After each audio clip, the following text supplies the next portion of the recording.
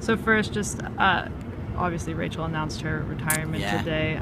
Did that come as a surprise to you when she told you?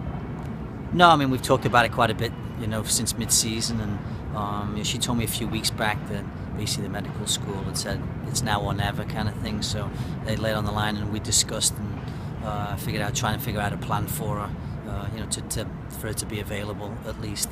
And one of the reasons why she wasn't in the lineup last couple of weeks was really the fact that we knew she'd be retiring. But I think she's been able to do a couple of things and maybe be available for the games, which at that point we didn't think she would be. So I'm happy for her. But what a great career, and I don't know how many exact caps, but over 100 caps for her country, and great teammate, great in the locker room, great professional, humble as humble can be.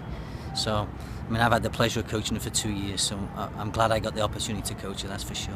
What do you think the biggest things she brought to this organization have been? I think it's just Rachel, honestly. I mean, she's got such spirit.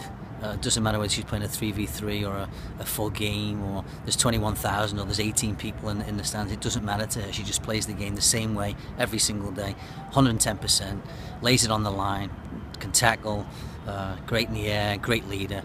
I mean, we call her the soccer mum, she picks everybody up, takes them for meals when we're on the road and stuff, and she's just such a great role model for the younger players. She talks to the younger players. I mean, Alyssa at the weekend, she was talking to her the entire game, helping her out, and she's such a positive person. I mean, the glass is always half full with Rachel, always. And I think you learn a lot from Rachel because she's just such a great person. And if I'm ever very sick and she's my doctor, I'll be pretty confident she'd do a good job, So it's going to be Dr. Rachel now instead of Rachel, hopefully down the road. And I think she's put on hold for quite a while. So for her, I mean, she's lived the dream.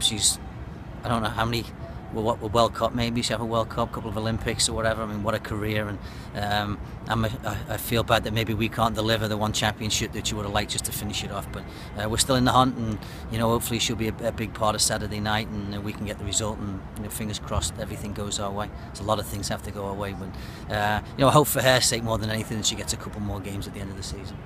Obviously, you think of these players. I think of these players as soccer players, but they have lives outside this. They have other goals. What's it like to see her, maybe pursue her second passion, get a chance to? Yeah, I mean, especially at that. She's put it off for so long, and she's been such a good pro for our club and for the national team. And she comes in, she's got a twinkle in her eye. She goes, "Paul, I don't know if I'm going to be able to finish the season." I'm like, "Why?"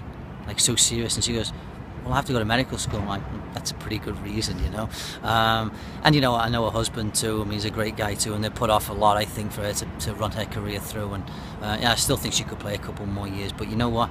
If this is the last choice, you've got to go to medical school, and this is your life, and this is your second dream in life. Most people only get to live one dream. To live two dreams, I think, would be fantastic. And she's one of the few people I've met in my life that could live both dreams and do them both very successfully, and I'm sure she will.